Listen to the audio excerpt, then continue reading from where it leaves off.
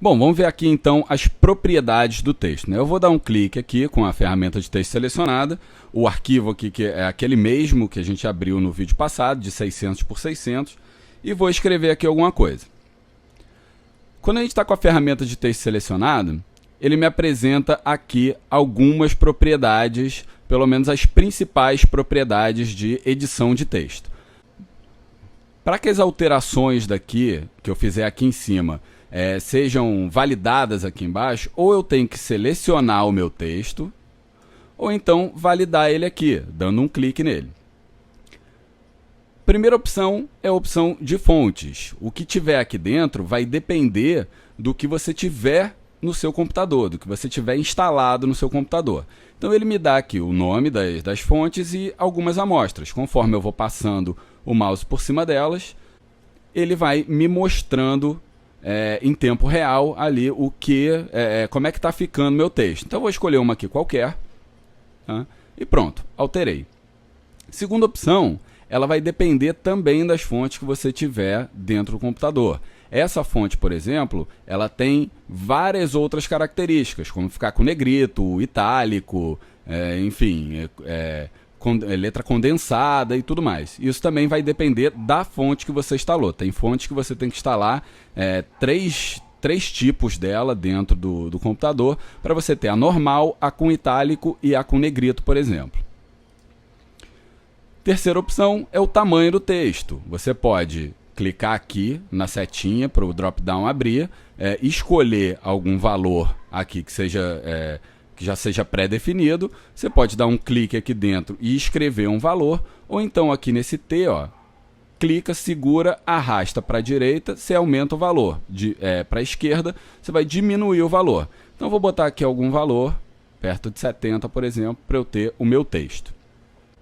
Aqui é o alinhamento do texto. Nenhuma novidade, o Word tem isso, né? Texto alinhado à esquerda, centralizado ou à direita.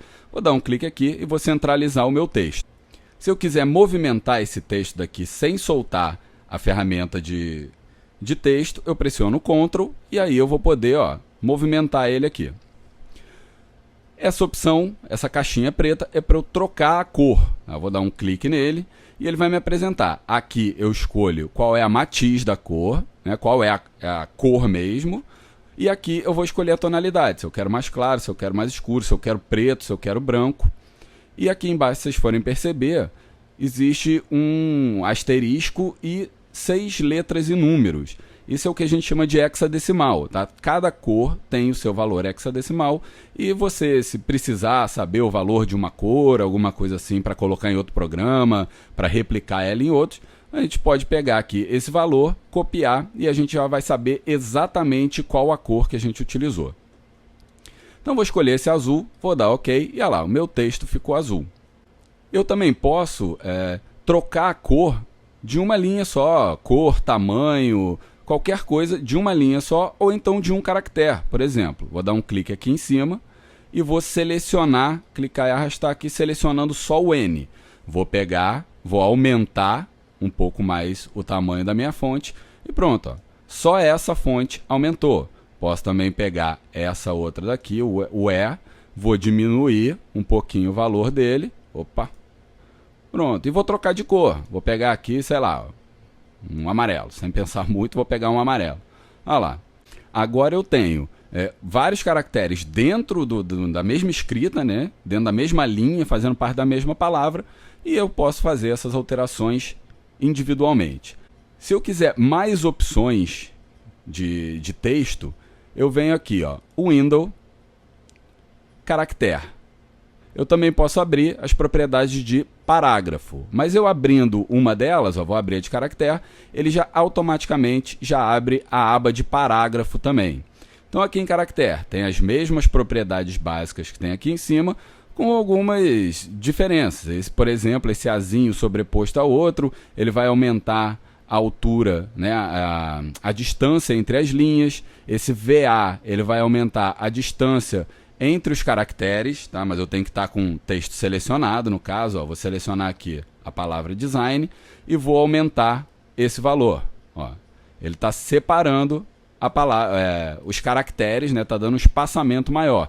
Mesma coisa, se eu diminuir o valor, ele vai deixar os caracteres mais juntos. Aqui embaixo eu tenho, por exemplo, a altura. Tá? Vou aumentar, por exemplo, a altura do G. Estou esticando ele. Eu vou botar aqui um 300, por exemplo. Ele está com 300% a altura dele, mantendo os 100% aqui de largura. Se eu quiser, eu vou achatar um pouquinho ele na largura. Seleciona, clica aqui e arrasta. Achatei um pouquinho mais o meu caractere. Aqui embaixo a gente tem algumas coisas, ele força, na verdade, algumas características das fontes. Como eu disse, dependendo da fonte que você tiver instalada, ela não vai ter negrito, não vai ter itálico, não vai ter sublinhado. Tá? Então aqui ele força essas características, mesmo que elas não existam. Por exemplo, aqui a gente tem o falso negrito. Vou selecionar aqui meu N, por exemplo, e vou dar um clique aqui no negrito. Ele forçou um negrito que a fonte pode ter ou pode não ter, mas aqui ele força.